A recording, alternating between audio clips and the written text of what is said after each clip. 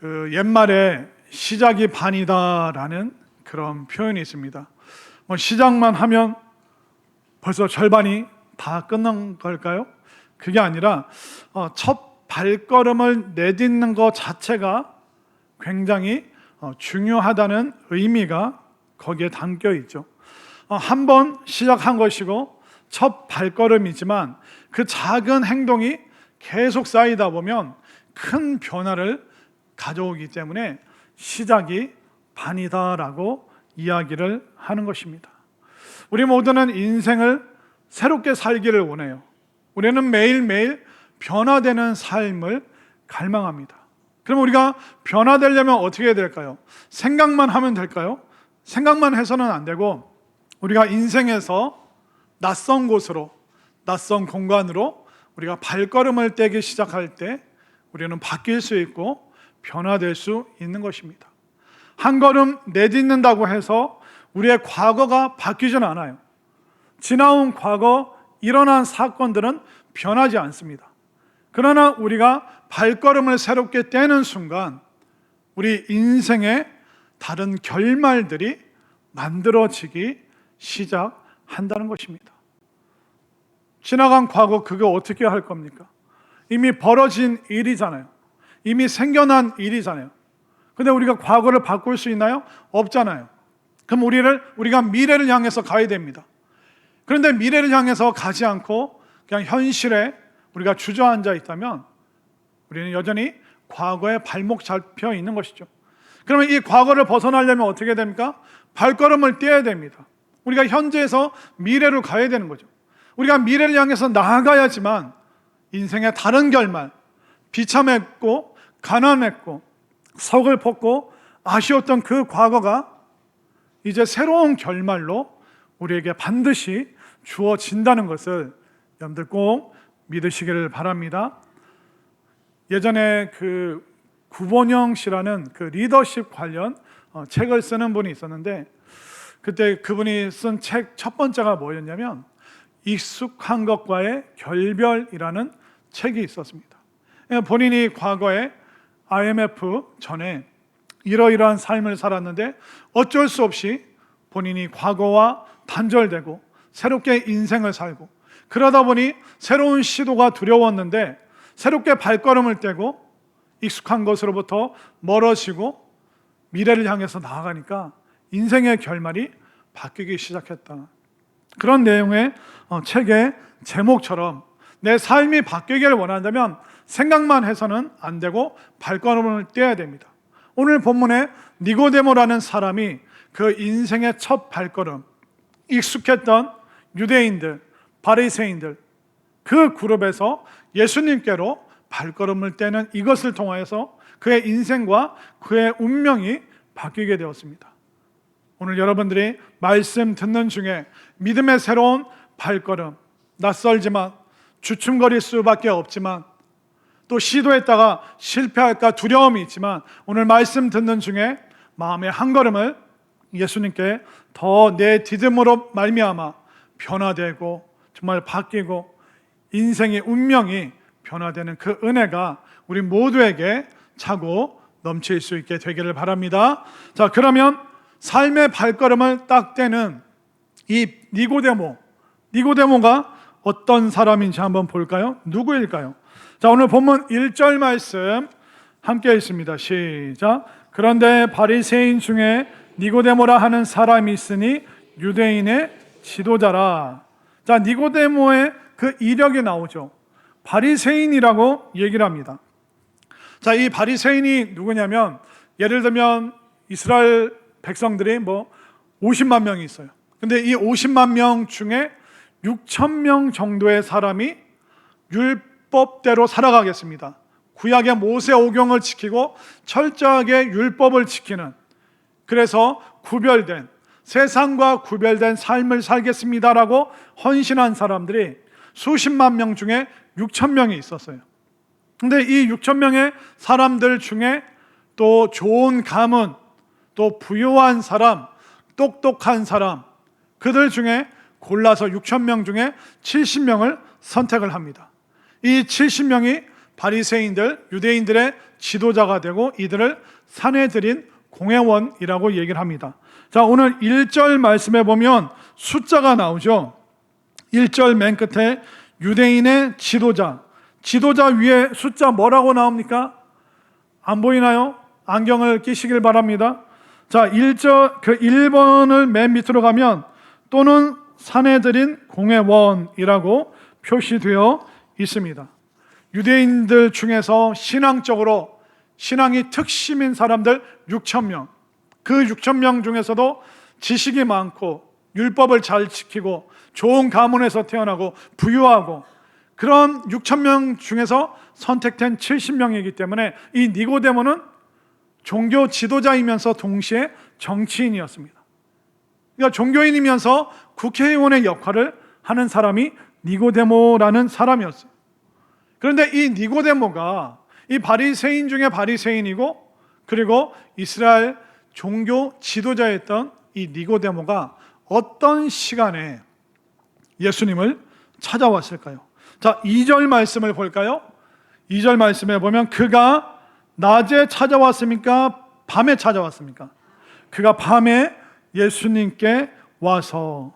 왜 밤에 왔을까요? 바리새인들이 알기를 원했을까요? 모르기를 원했을까요? 모르기를 원했죠. 사람들이 눈치채기를 원했을까요? 눈치채지 못하기를 원했을까요? 눈치채지 못했으면 좋겠다, 그런 마음으로 바리새인들 몰래 예수님을 찾아온 것입니다. 왜냐하면 예수님을 만나게 되면 바리새인들이 공격할 것을 알고 있었기 때문에 깜깜한 밤에 얼굴이 인식이 안 될 때 CCTV가 찍어도 흐릿하게 나오는 누군지 식별이 안 되는 그 시간에 이 니고데모가 몰래 조심스럽게 예수님을 찾아왔습니다. 그러면 이 아쉬울 게 없는 이 사람이, 사회 고위층인 이 사람이 왜 그 밤에 예수님을 찾아왔을까요? 그것이 2절에 나오고 있습니다. 자, 2절 말씀 함께 읽습니다. 시작. 그가 밤에 예수께 와서 이르되 랍비여, 우리가 당신은 하나님께로부터 오신 선생인 줄 아나이다. 하나님이 함께 하시지 아니하시면 당신이 행하시는 이 표적을 아무도 할 수 없음이니이다. 자, 이 니고데모가 예수님을 찾아왔는데 예수님이 요한복음 3장 앞에 2장에서 깜짝 놀랄 만한 두 가지 일을 행하셨습니다. 하나는 가나의 혼인잔치에서 포도주를 물로 바꾸셨죠. 물을 뭐로 바꾸셨죠? 물을 포도주로 바꾸셨죠. 그리고 2장 후반에는 뭐가 나냐면 성전을 정화시키십니다. 멀리서 제사드릴 제물을 끌고 온 사람들에게서 이게 제물에 흠이 있다, 우리 성전에서 키운 이 양을 사야 된다. 근데 그 양이 끌고 온 양은 10만 원이면 되는데 성전에서 사야 되는 건 100만 원이 넘는 거예요. 그러니까 착취를 하는 거예요. 그런 장면들을 이 니고데모는 다 아는 거예요. 성전에서 일하는 사람들이 비둘기를 팔고 동전을 바꾸는 그들이 얼마나 이스라엘 백성들을 착취하는지, 그리고 대제사장과 바리새인들이 거기에 결탁되어서 몰래 뒤로 돈을 받고, 이 모든 상황과 정황을 알고 있었던 니고데모. 이 니고데모는 늘 의구심이 있는 거예요. 과연 저게 맞나? 저게 과연 율법을 지키는 것인가? 하나님께서 저것을 기뻐하시는가? 그런데 그것을 대놓고 반박하자니 바리새인 사회에서 지탄을 받고 공격을 받고 문제를 일으키면 쫓겨날까 봐 말을 못하는 거예요. 이 니고데모에게는 우리와 동일한 마음의 고민과 번민이 있었던 거예요. 우리가 늘 하는 고민이 뭡니까? 내가 지금 잘 살고 있나? 이렇게 사는 게 맞나? 하나님, 내가 그리스도인이 맞습니까? 내가 이렇게 말하고 이렇게 행동하는데 내가 예수님 믿는 사람 맞습니까? 하나님, 왜 나는 요 모양 요 꼴이죠? 왜 이거밖에 안 되죠? 그러니까 우리랑 똑같은 마음의 고민을 이 니고데모가 하고 있었던 거예요. 그런데 예수님께서는 이 니고데모가 하고 있는 모든 그것을 정면 돌파하셨죠. 성전에 가셔서 물건 파는 사람들의 상을 엎으시고 그리고 그들을 채찍으로 때리십니다. 다 쫓아내시고 성전은 만민이 기도하는 집이다. 아마 그 장면을 보고 니고데모가 전율이 일어났을 거예요. 전기가 확 하면서 머리끝부터 발끝까지 관통하는 것이죠. 저분이다. 저분이 진짜 하나님의 진리를 전파하시는 분이구나. 저분에게 내가 마음에 갖고 있던 그 고민과 이 모든 고뇌를 해결할 수 있는 그 답이 저분에게 있겠다. 그러면서 니고데모가 밤에 몰래 예수님을 찾아오고 있는 장면입니다. 이 니고데모가 대단한 게 뭐냐면, 보통 우리는 어떤 문제도 안 만들 거야, 아무것도 안 할 거야, 우리는 문제를 일으키지 않으려고 해요.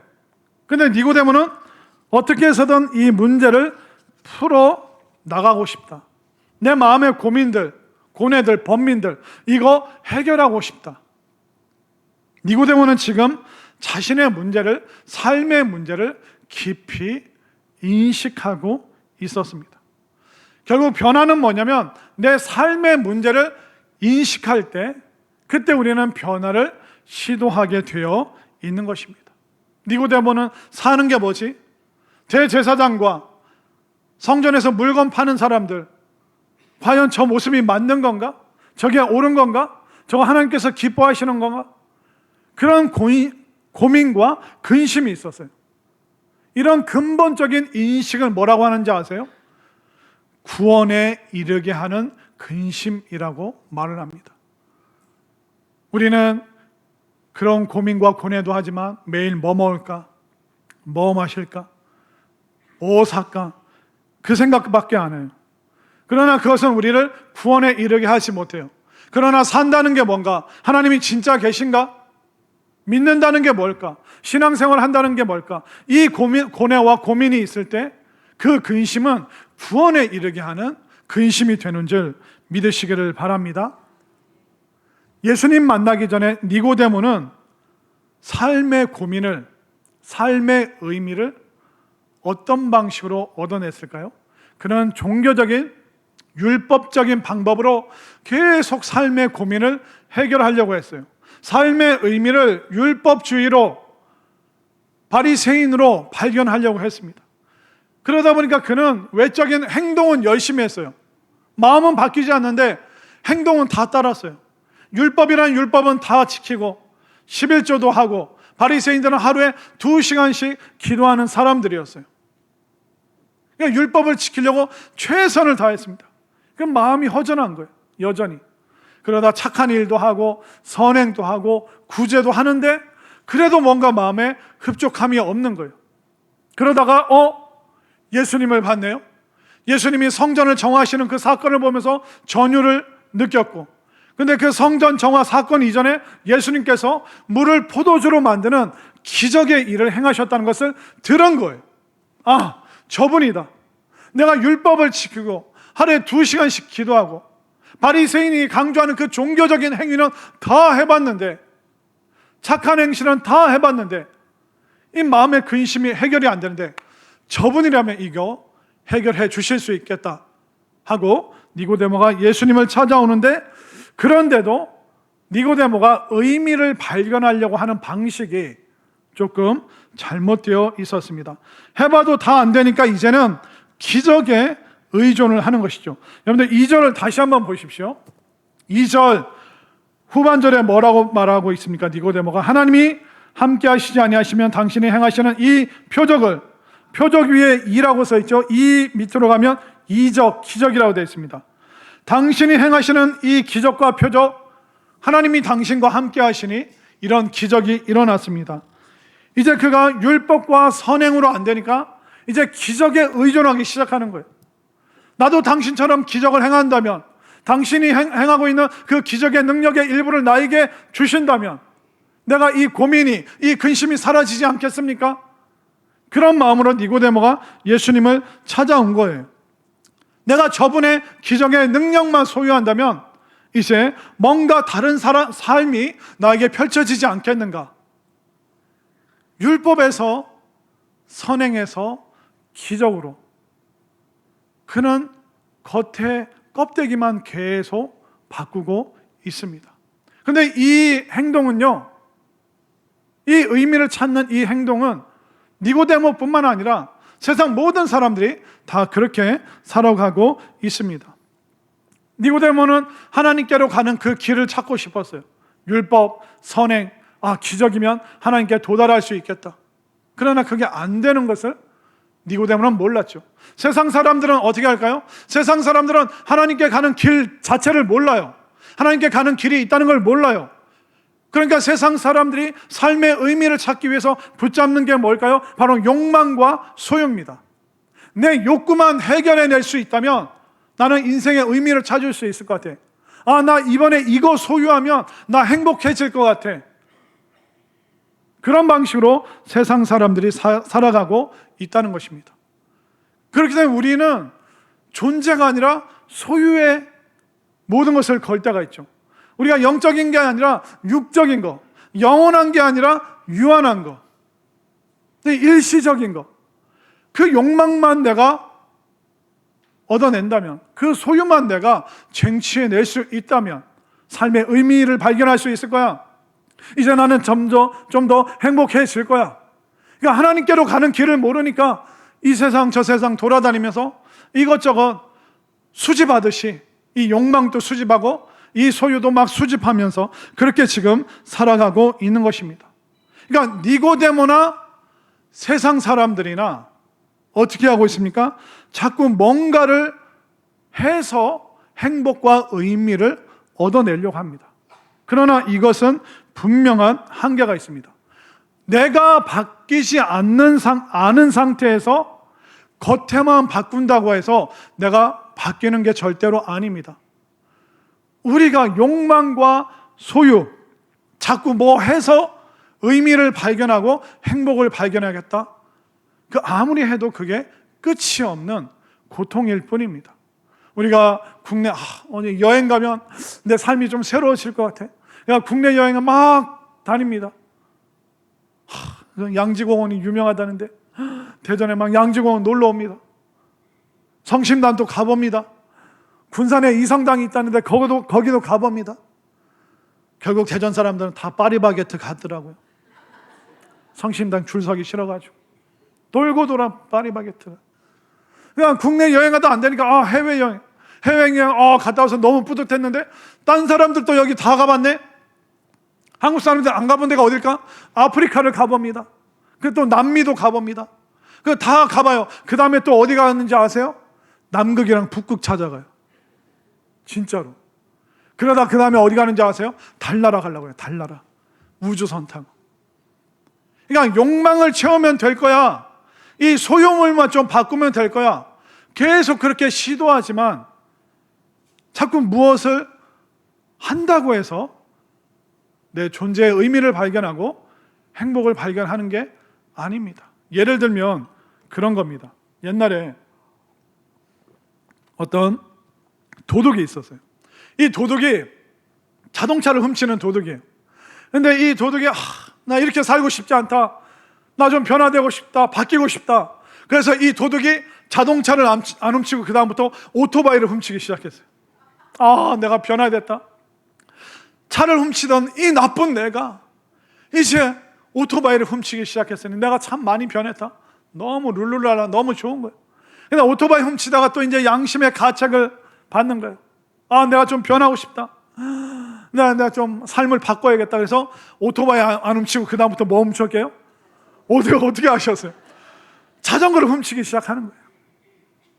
여러분들 자동차 훔치다가 오토바이 훔치면 그게 위안이 될까요? 오토바이 훔치다가 자전거 훔치면 그거 변화됐다고 말할 수 있는 거예요? 여러분들 도둑질이 변해야 돼요? 아니면 도둑놈이 변해야 돼요?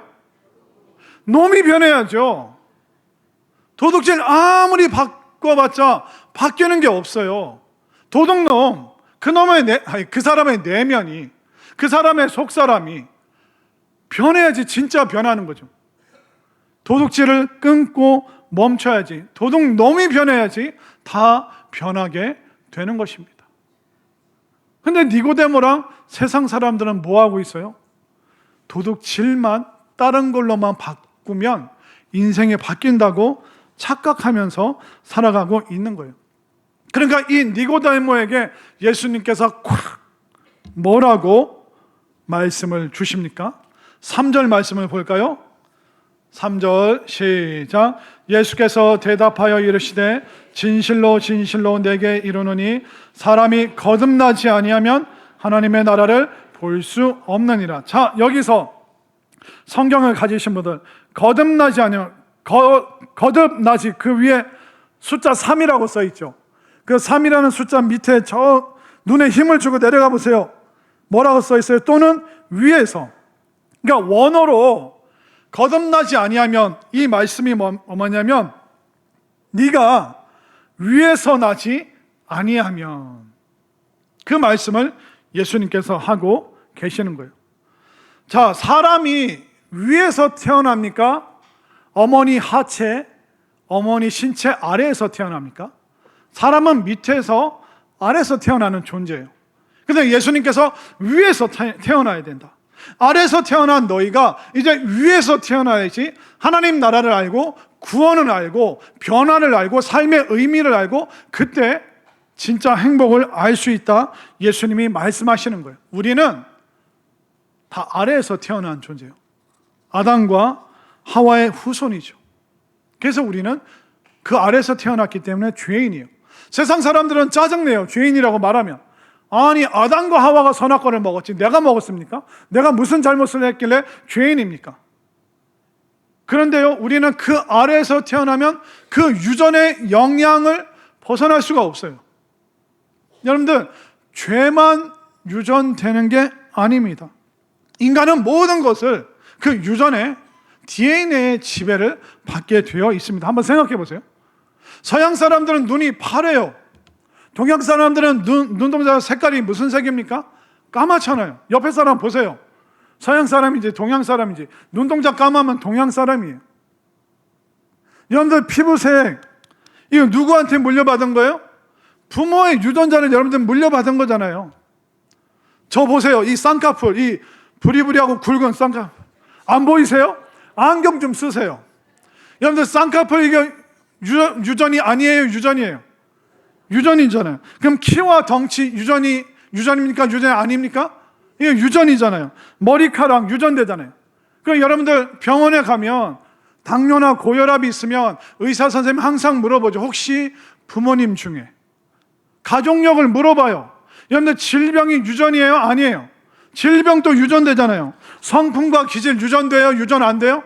유전되잖아요. 옛날 엄마들이 자식이 마음에 안 드는 행동하면 누구 닮았다고 그래요? 네 아버님 아버지 닮아.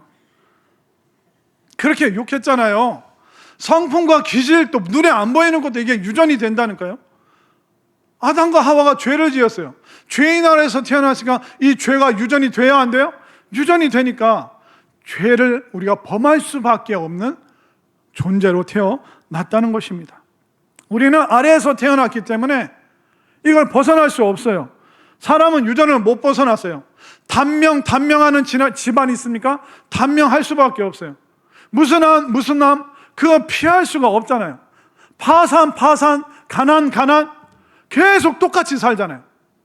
같은 밥을 먹으니까 같은 것을 먹기 때문에 같은 질병이 걸리는 거예요.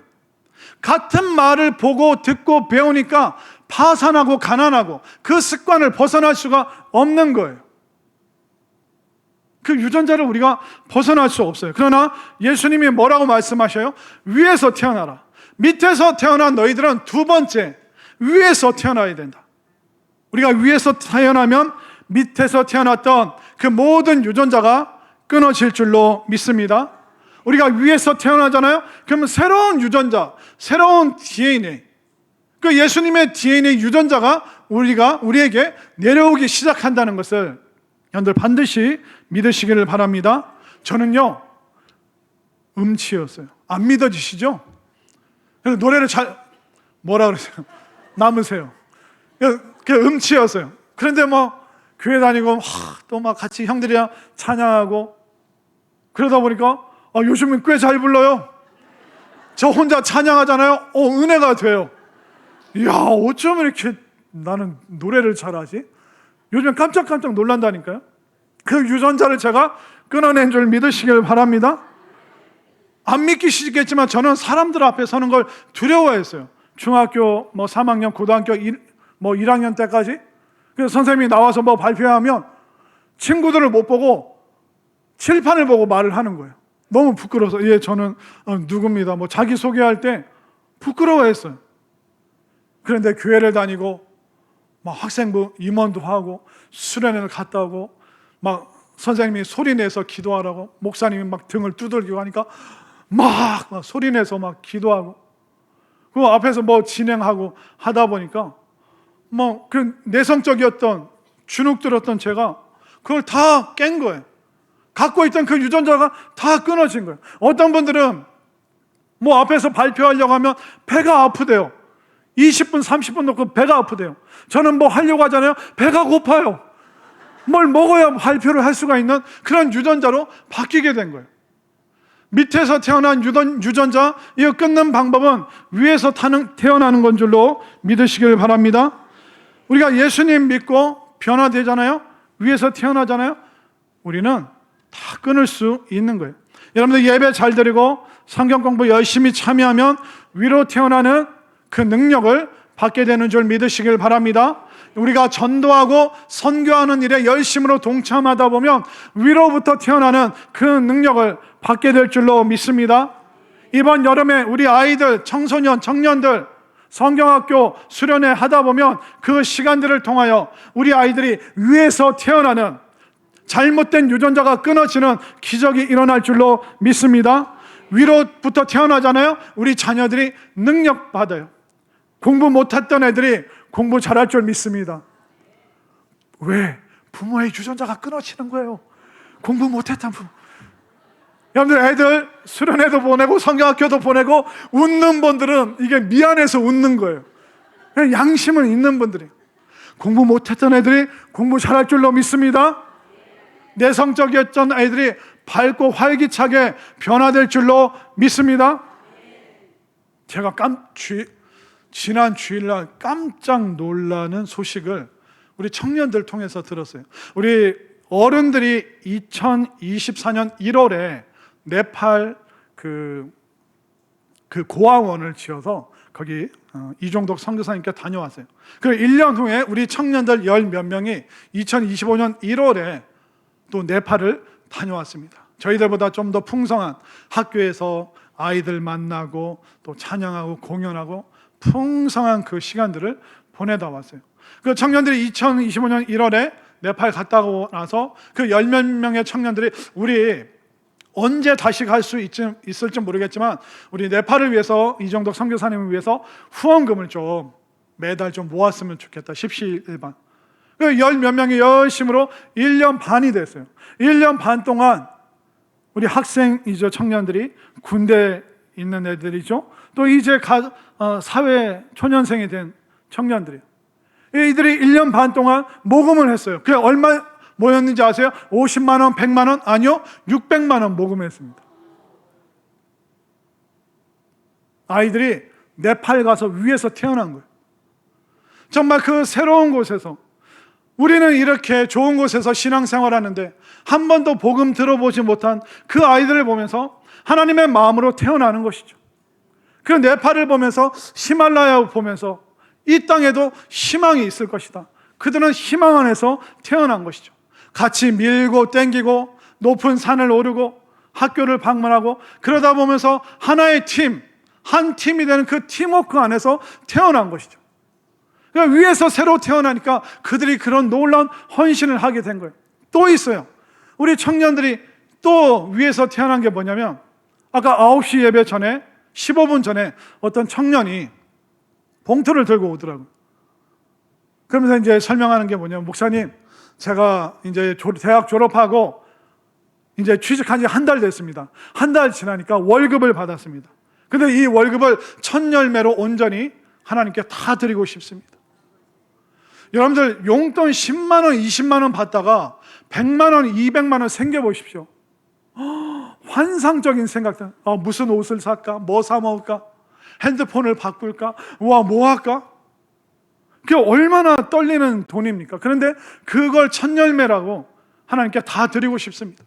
제가 딴 데보다 더 세게 힘있게 하나님 이 청년에게 30배, 60배, 100배의 축복을, 이스라엘이 가나안 땅에 가서 누렸던 모든 축복을 누리게 해주세요. 위에서 태어났기 때문에 그런 헌신과 결단을 할 수 있는 줄 믿으시기를 바랍니다.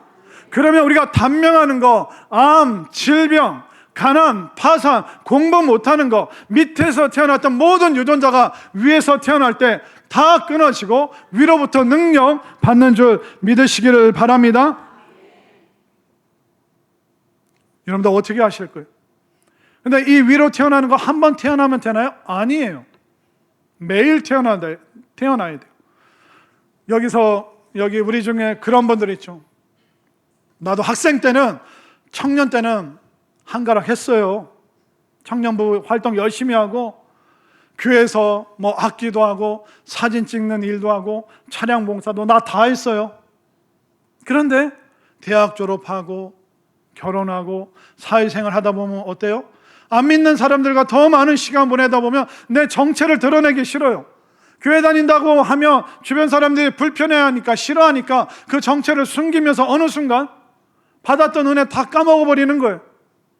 위로 태어났던 그 은혜 다 까먹고 세상 사람과 다를 바 없이 그냥 한 명의 종교인, 교회 멤버십만 지닌 그런 사람인 경우가 우리들 속에 있을 수가 있다는 겁니다. 그럼 그 사람 도대체 뭐예요? 분명히 과거에 받은 은혜가 있는데 지금은 예배를 드린 등 많은 등 전도는 관심도 없고 선교는 남의 일이고 어쩌다 그렇게 됐죠? 그 상태가 뭐냐면 전원이 뽑힌 냉장고랑 똑같은 거예요. 냉장고긴 냉장고예요. 그때 냉장고로 새로 태어났어요. 근데 시간이 지나다 보니까 툭 그 전원이 빠져 있는 거죠. 겉모습은 냉장고인데, 겉모습은 교인인데 냉장고로서 작동을 안 하는 거예요. 교인으로서, 믿는 사람으로서 예수님 앞에 반응을 안 하고 있다는 거예요. 그런 사람들, 전원 뽑힌 사람들 위에서 다시 태어나시길 바랍니다. 오늘 말씀 듣는 중에, 기도하는 중에 위에서 다시 태어날 줄로 믿습니다. 다시 태어나셔야 돼요. 매번, 매 순간 좌절하고 넘어졌을 때마다 다시 태어나셔야 돼요. 여러분들 어제 밥 먹었죠? 오늘 또 밥 먹잖아요. 내일 또 밥 먹을 거 아니에요. 밥은 늘 챙겨 먹으면서, 장례식 끝나고서도 슬픈데도 배고프면 밥 먹잖아요. 답답하고 힘들고 돈 문제 있어도 밥은 챙겨 먹잖아요. 그런데 왜 여러분들이 믿음의 전원에 꽂지를 않습니까? 왜 작동 안 하고 있는데 왜 두려움이 없으세요? 우리가 밥을 매일 끼니 먹는 게 당연한 것처럼 매 순간순간 그 전원이 예수님께 꽂혀 있어야 될 줄로 믿습니다. 다시 말해서 내 인생의 전원이 위에서 다시 태어나는 그 능력의 전원에 연결되어 있어야 되는 거예요. 그러니까 다시 꽂고 새로 꽂고 계속 그걸 해야 돼요. 다시 우리가 밥을 또 먹어서 힘을 내는 것처럼.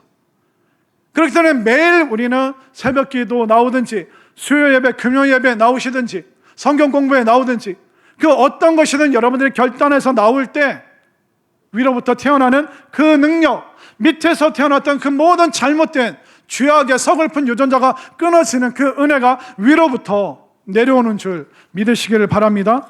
아니 그게 어떻게 가능합니까? 그런 변화가 진짜 일어날 수 있습니까? 네, 예수님이 말씀하시잖아요.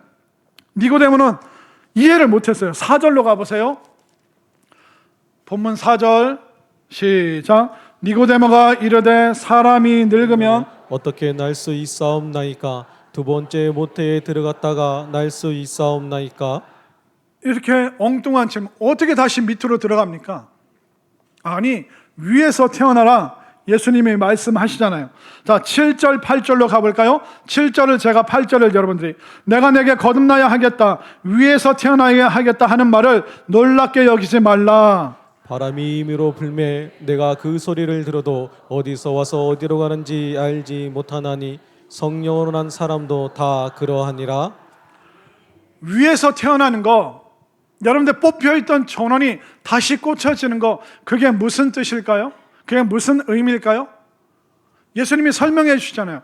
바람이 부는 것처럼 성령의 역사도 네가 구원받고 변화되고 네가 위에서 태어나는 게 바로 그와 같다. 다른 게 아니라 쉽게 말해서 바람이 부네? 우리가 밖에 나면 바람이 불잖아요. 보이진 않는데 그걸 우리가 인지를 하잖아요. 바람이 부네? 그거랑 똑같은 거예요. 믿어지네? 믿어지네. 이게 성령의 역사, 위에서 태어나는 역사는 능력이라는 거예요. 믿어지네. 자꾸 예배 드리다 보니, 자꾸 교회 출입하다 보니, 말씀 듣다 보니 믿어지는 거예요. 성경 공부하다 보니까 믿어지는 거예요. 전도하고 선교하다 보니까, 같이 봉사에 참여하다 보니까 믿어지네. 이 놀라운 은혜가 성령의 능력을 통해서 여러분들이 위에서 태어나는 그 능력으로 여러분들에게 임할 줄 믿으시기를 바랍니다. 니고데모가요, 이 예수님이 말씀하시는 위에서 태어나는 능력, 율법에 꽂혀있던 전원을 뽑아서 바로 하늘의 능력, 변화의 능력에 꽉 꽂고 나니까 니고데모가 훗날 어떻게 변한 줄 아세요? 바리새인들이 두려워서 몰래 찾아왔던 그가, 바리새인들이 예수님을 십자가에 못 박자 할 때 예수님을 변호하는 사람이 되었어요.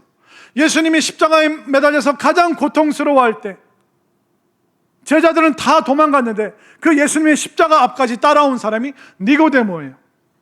니고데모는 처음에는 밤에 사람 눈치 보여서 예수님 찾아왔지만 예수님 믿고 위에서 태어나고 그 변화된 이후에는 예수님이 가장 극심한 어둠 가운데 처해 계실 때 제자들은 다 도망갔지만 이 니고데모만 예수님 곁에서 그 어둠 속에서 그 밤을 함께 버틴 사람이 니고데모인 거예요.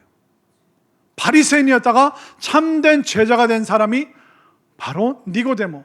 바리새인들, 유대인들, 그들이 주었던 그 나쁜 유전자들, 잘못된 유전자들, 그걸 예수님을 통해서 위에서부터 다시 태어나니까 그가 참된 제자가 되었던 것처럼, 여러분들 어떻게 하시겠습니까? 여러분들 과거 못 바꿔요.